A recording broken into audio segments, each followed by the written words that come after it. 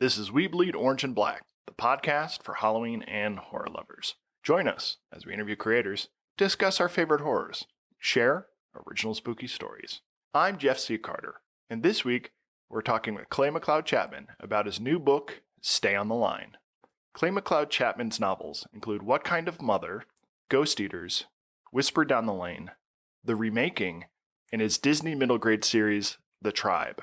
He has written dozens of comics for Marvel, Dark Horse, and Boom Studios, among others, as well as Spotify's Quiet Part Loud, a 12-part horror podcast from Jordan Peele's Monkey Paw Productions, in addition to several award-winning short films, plays, monologues, and musicals. He also created The Pumpkin Pie Show, a storytelling series featured on stages around the world. He currently teaches writing at the Actor Studio MFA program at Pace University. Welcome to the show, Clay. Wow, that's a heck of a bio. That's cherry picked. There was so much more, but I had to leave something for the show. Oh man, I hear that bio and I'm like, who's that guy? Thanks for having me, man. That's great. My pleasure. So I'm going to throw out the script here, and I'm going to come clean. So I usually start with an icebreaker question here. It's sort of pithy. It's a nice way to jump into the subject matter and get the guests' guard down, get a nice human moment out of them. And this is all to set you up for my long game, where I take all my opposition research that I've done on you, and I craft some grand theory about who you are as a creator. Oh my God. And I thought I had a humdinger. It was really brainy, really galaxy brain stuff. And then I found out something that just ruined everything. What? What did you find out? What is it? Will you tell us about Perry the Hermit Crab? Man, wow. Deep cut. I mean, I had a pet hermit crab. It's so funny. This has been one of my kind of pet obsessions for years, maybe. I'm a single child. I think I was a weird kid. I think it's safe to say that I was a bit of a weird kid, but like in kind of social norms, like I was just like kind of a solo child, like just on my own. But I had a pet hermit crab. Like this was my little pet. And my mother and my stepfather at the time were having a dinner party downstairs, and it was an adult affair. I was the only child, very boring, dry. My parents released me, allowed me to kind of go back upstairs to my bedroom, and it was just me and my little hermit crab. And I do remember, for me, like what I loved about my pet hermit crab was that, you have the like put a seashell up to your ear and you can kind of hear the ocean. I found out that if you put your hermit crab up to your ear, you can hear it scratching, like it does this like scritch, scritch, scritch sound. And I did the thing. I don't know how often I did this. I don't know if this was a constant thing, but I do remember this one night after I abandoned my parents' dinner party. I was upstairs in my room. I brought my hermit crab up to my ear and I was listening to the scritch, scritch, scritch sound of the hermit crab in his shell. And it crawled out and pinched my, I guess it's, what is it? The tragus? Like that little divot? Flap. Yeah. Yeah. And it clenched on so tightly that I could not get it off.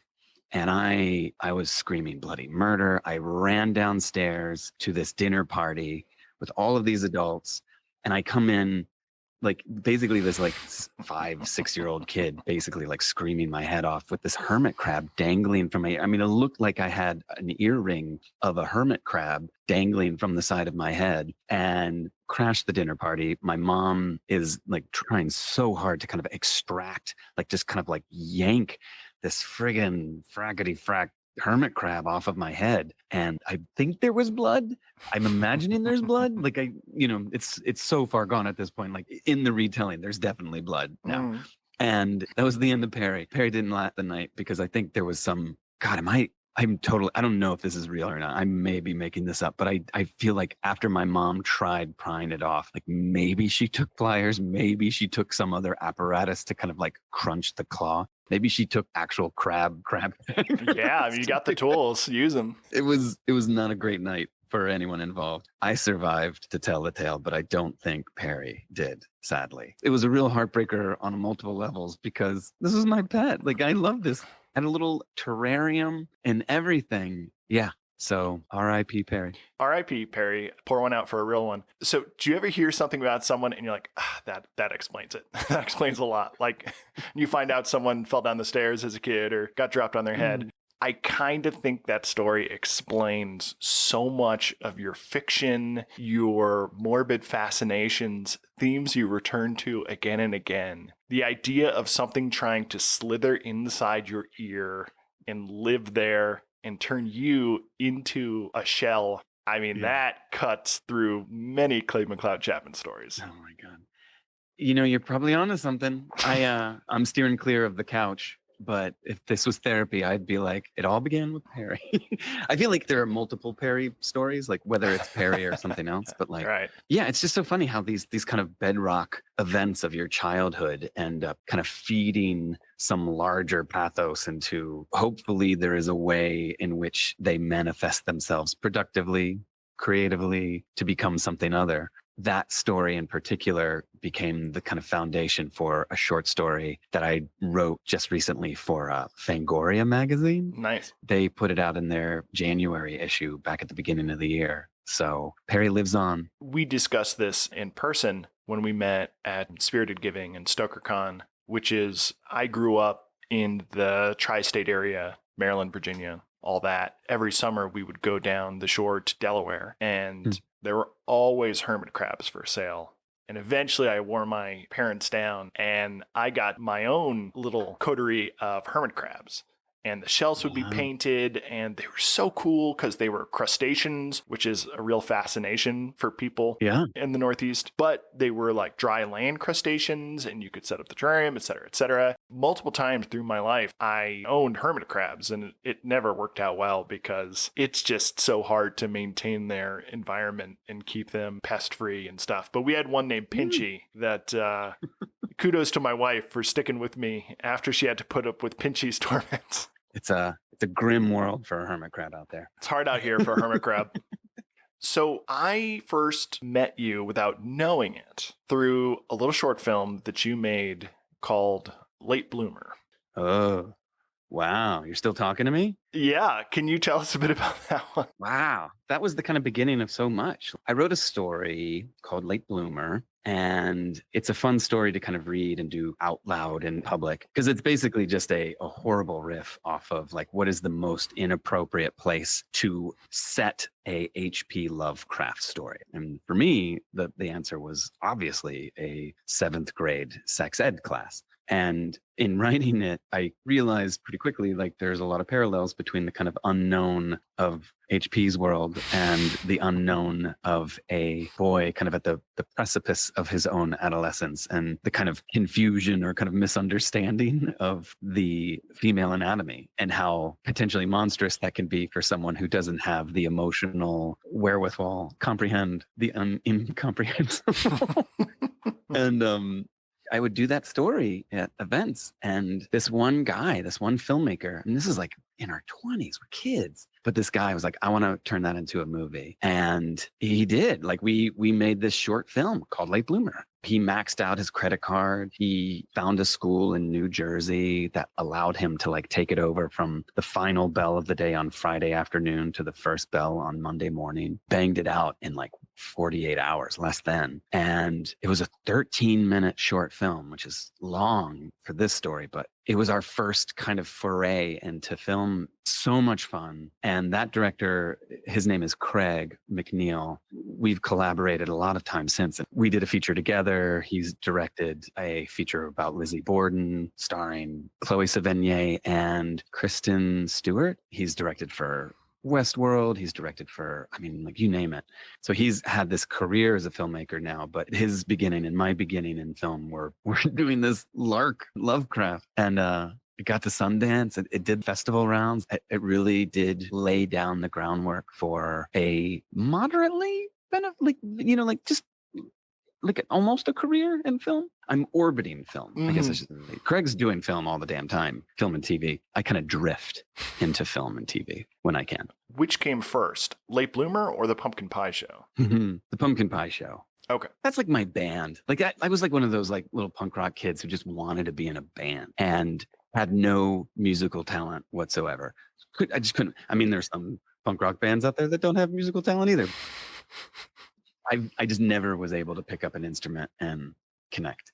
So the Pumpkin Pie Show was just this riff off of like what I loved about punk rock and music and bands. Because you go to a show and like there's just this energy, there's this kinetic energy to the audience taking in the performers on stage.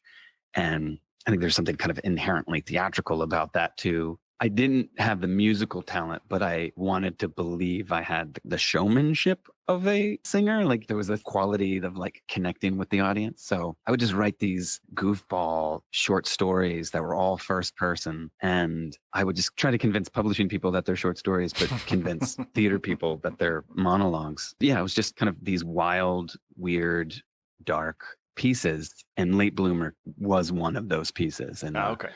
So Craig saw the show, saw me do this performance of the piece, and he's like, that should be a movie.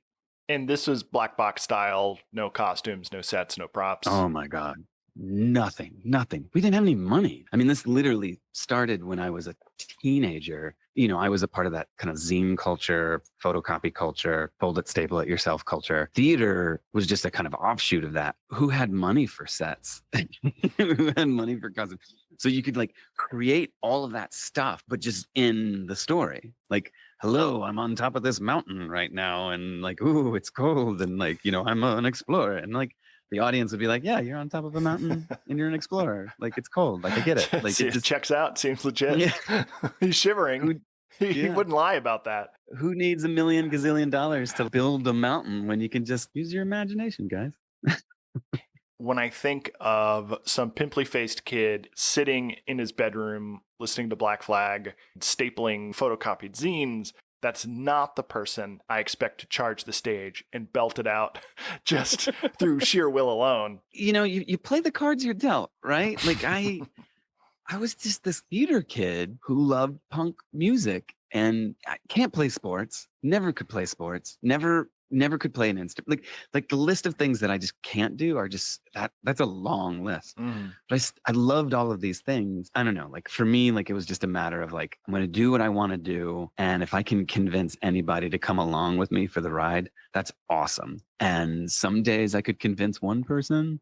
Some days it was 10, some days it was 100. You know, it just depended on like who wants to do a show, who wants to see a show. It's just funny how that works. First time I got to see you live was a couple of weeks ago. I was lucky enough to hear one or two of these performances. A big part of the StokerCon is live readings. The old school way of doing it was you pull out a magazine or a manuscript, you put your nose in it, and you don't look up until it's over. But word had gotten out. The Clay McLeod Chapman effect was spreading. And so I definitely went back to my script and punched it up and really emphasized and exaggerated my performance. And I know a lot of other people did too. And going forward, I think that's the only way to do it. So I really got a lot out of seeing you perform. I will say the story's got to be the bedrock, right? Like the story has to be the foundation. If it's a good story, you could be the worst reader in the world. For me, the challenge is going to always be, can the story tell itself? If it can, great. Because then everything else becomes just kind of garnish or a delivery mode, like a method of delivery for the tale being told. For me, I'm always scared that like I'm putting lipstick on a pig, that like there's this like vibe of the story's not good enough or the story is inferior to the performance and the performance is kind of masking that inferior quality with inherent to the story. So for me, it's a different experience to read it to yourself than seeing it read live, and that's totally fine. They can exist kind of mutually exclusive from one another and in harmony, but like the story, it has to be a good story. To have a career in publishing, it has to be a good story. But you have to admit, it is punk as fuck to put lipstick on a pig. I mean, if that pig can get up and like start singing Susie and the Banshees, like that's worth it. Like I would totally be down for that. Like, right. I guess for me, it's a furthering of something foundational. The story is the foundation, and everything above and beyond that is a layer to it. I mean, I've written oodles of shitty short stories that are just not good. And the performance covers. Like you're gonna mask, like basically it's like, we'll fix that, Mm, and that's okay. But those stories die on the vine. mm. So let's take all of those tools away from you. You also have a career in comics, which is a totally different skill set. Yeah. Your punk rock performance will not save you in comics, and yet they keep bringing you back. Punk rock will not save you. Yeah. As a comic reader, being able to work in comics is the coolest thing ever. Like that to me is like, honestly, like if I had to say, like, what would 13-year-old me think was pretty cool, it'd be the comic stuff. At the end of the day, I want to grow up to be a published author. Like that is the kind of ultimate thing. But the comics, I don't know, that's like street cred in a weird way. Theater, there's no street cred. Yeah. Theater is just like you're basically like begging for the wedgie. But with comics, there's like nerd cachet that's different.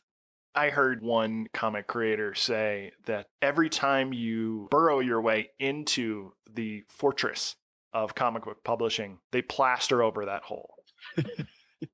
So every individual person who goes into the comic book field is a unique one-off, and no other person can replicate that path to success. How did that happen for you? The story goes 100,000 years ago, I was teaching a writing workshop for high school playwrights. This was in the state of Virginia, where I'm from, and it was a statewide competition. Students from all over, they get selected and they come to this workshop for a week, 2 weeks, however long, and they work with professionals. And that's that. I was one of the workshop instructors. This one student, her name was Ellie. She was an amazing playwright who had something and you just knew it, but I didn't know it. I was like a kid myself when I taught this class.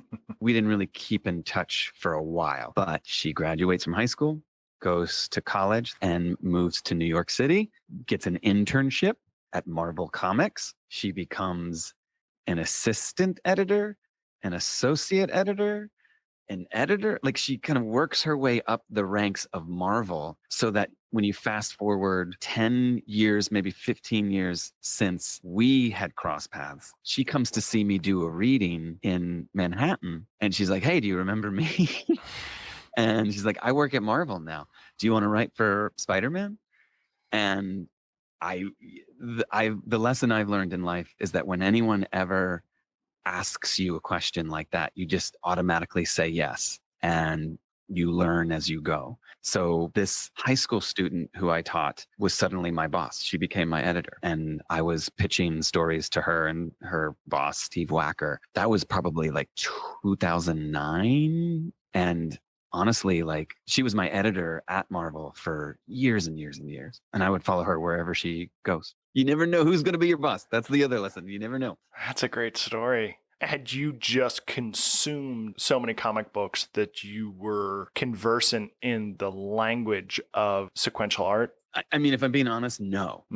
It's funny because like I was not well versed in comics. I read a lot of horror comics. Okay. And I did skew more towards the DC side of things as a reader. So like the Marvel, I'm going to say this and I'm going to get in total trouble. I never worked for Marvel ever again. But like I was not as well versed in the Marvel canon as I probably should have been. But in my defense, I will say that what was always kind of a pleasant entry into the work that I have done for Marvel is that my editors have always allowed me to kind of tell stories, canon, non-canon. They are their own stories, Mhm. and I feel lucky because it was almost like my uneducation. It was just a different way into the storytelling.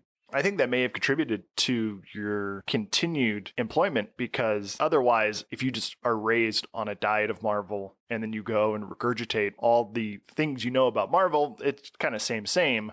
You were bringing an outside influence. Yeah. If you don't know everything there is to know about Marvel, someone has to know. And that's either you, someone who works with you. If you don't know it, some reader out there will be like, in issue 36, Peter Parker. Trying to get a no prize. Let's get into your main project right now. This will be a bit of a twofer because you released What Kind of Mother about the town of Brandywine in Virginia off the Chesapeake Bay. And your latest book, Stay on the Line, is a bit of a sequel. What Kind of Mother is my little Southern Gothic folk horror novel I think of it as like a Nicholas Sparks novel going off the rails, but like imagine a single mom coming home, basically trying to keep what's left of her family together, which is her only child, who is kind of veering towards her father, who's kind of suddenly back in the picture. And this young woman, Maddie, this young mom, she's like trying to make ends meet. And the way that she does it is essentially reading palms. She is I'm going to be crude and call her a sham psychic, that she doesn't really purport to have any actual psychic abilities, but that doesn't really matter because in this small southern town, like this is their therapy. This is their way of connecting and communicating and getting things off of their chest. She reconnects in her hometown with someone from her past, this old flame, this brief kind of high school crush, this guy Henry, who's lived a hard life and gone through some kind of trials, which includes the loss of a child. Like his son has been missing for years. And when Maddie and Henry connect, Maddie does that thing where she says, "Give me your hand, I'll read your palm." And she has a vision and an epiphany. And it could be the first kind of psychic epiphany she has, but what it leads to is this downward spiral between these young lovers in the South. And it gets weird really, really quickly. And Maddie shouldn't have taken that hand. So that's What Kind of Mother. Stay on the Line. This is me kind of creating my own MCU. Like I'm trying to like expand the universe, I guess. So maybe less of a sequel than a spiritual cousin to What Kind of Mother. It's the same location, same town of Brandywine, Virginia, and the same hurricane. There's a central theme in What Kind of Mother of a particular hurricane kind of blowing through town and laying waste to a lot of the population. And I wanted to kind of explore that a little bit more, focus on that kind of narrative thread, and Stay on the Line allowed me a chance to do that. The only thing I'm going to say about Stay on the Line is that it's about a haunted phone booth that allows the people of this small town to reach out and touch someone. It's a short story. We can't get into too much without spoiling it. I think we are officially calling it a novelette, which is a new phrase to me, but I think it's not a short story. Maybe not a novella, but like some kind of weird, cozy place in between. I think there's like this new liminal niche of people who want a little bit more than a short story and maybe don't have the time for a novella. So they have these little novelettes. I am a huge fan of novellas and novelettes and short stories. And Flash and Micro and Drabble. The shorter the better. Just put it into my veins and let me get on with my day. As you say, Stay on the Line revolves around this skeletal phone booth that is just still there in this parking lot after all this time. I thought it was so interesting that it is an artifact of an older era and just how dead media can get spooky. Like old dolls, old flash cameras, old wind-up music boxes. These things are like cursed now through the lens of the modern era. How many stories are being told about VHS tapes? Absolutely. What I love about the phone booth is that whether it's in service or not, it is built to connect you to things. These used to be physical posts throughout the landscape, and you just walk by and a payphone might just start ringing. Signals were coming through. I mean, you're right. We are in a place as adults where I talk to my kids about landlines and they're like, "What the hell are you talking about?" And they're like, no. You couldn't just walk around the whole house with your phone. Like you had 6 feet of terrain. Tangled cord.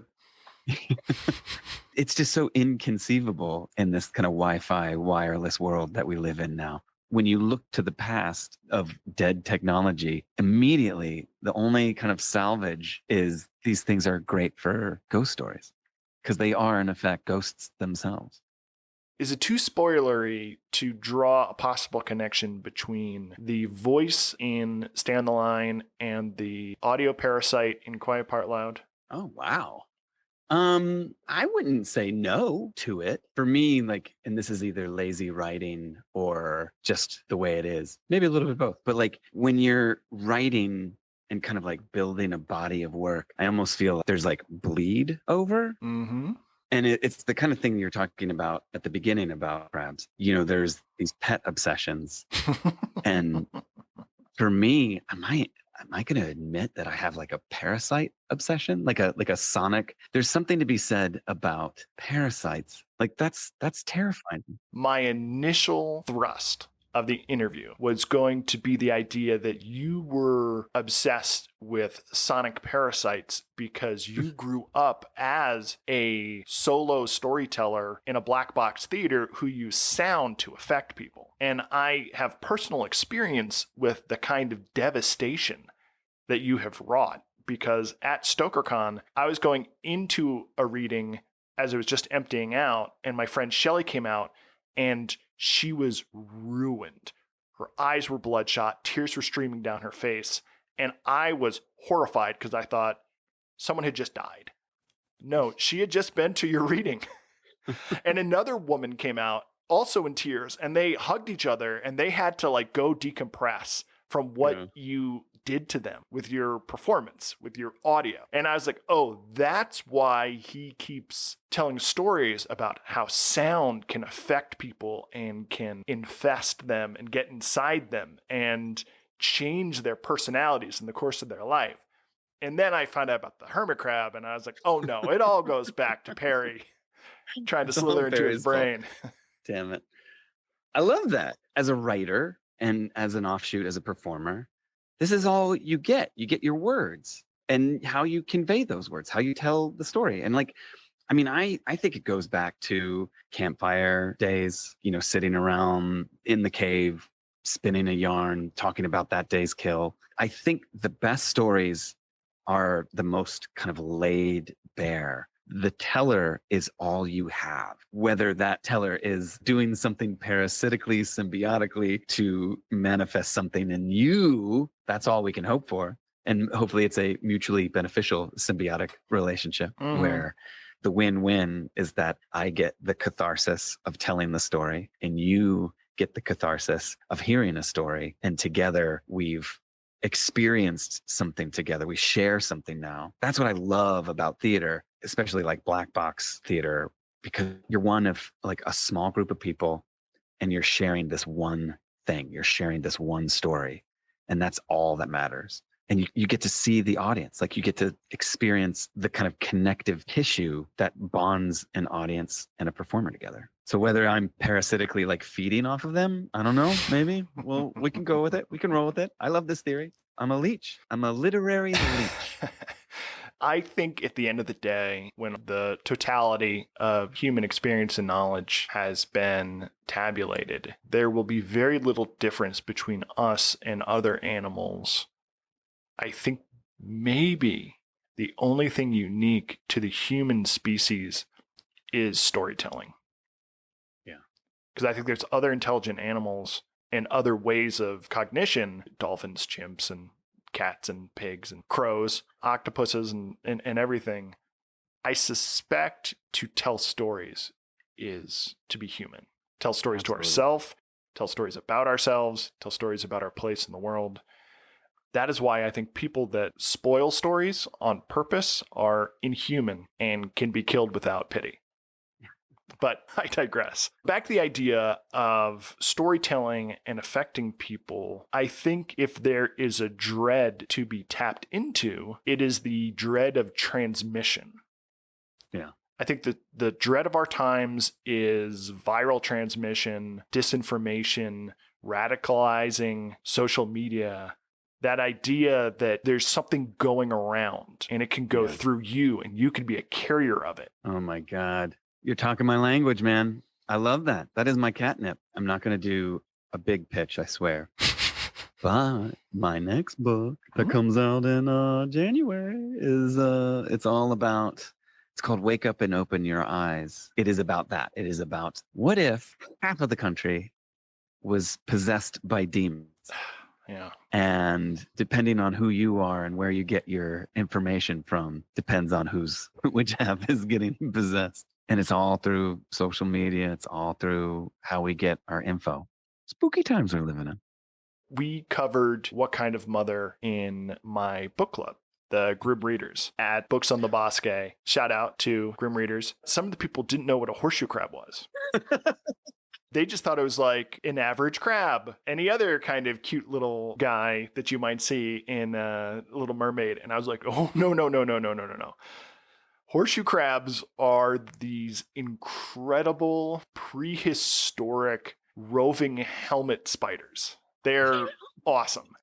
And like I said, my family has been going down to Delaware forever to vacation at the beach. And growing up, when all of the horseshoe crabs would wash in during the summer, there would just be dead. I mean, there'd be living crabs that you could flip over or toss back in the water or step on as you're trying to make your way out past the breakers. But my brother and I would sometimes take dead horseshoe crabs and put them on our heads like helmets. It looked really metal until the rotting cartilaginous flesh started to drip down your face. And then you dive underwater, grab some seaweed and scrub it all off. But I thought you'd appreciate that. 100 times, yes. That is metal and stinky metal at that. That's like Cannibal Corpse metal right there for you. Crust punk. Oh, God. Those horseshoe crabs are just so ghastly. You just don't have to go far to find the spooky in nature.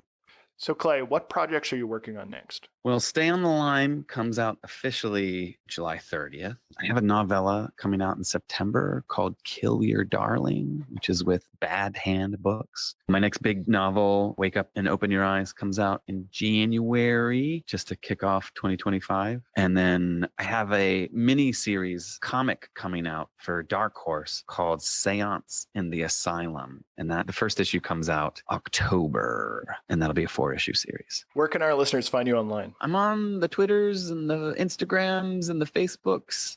Geez Louise, I'm on the Blue Skies and the Threads and the TikToks. Or coming soon to an abandoned phone booth near you.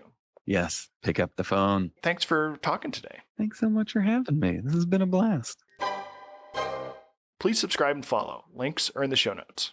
You can find me at jeffccarter.com and hit the link to pick up my collection, We Bleed Orange and Black, 31 fun-sized tales for Halloween. Until next time, stay spooktacular.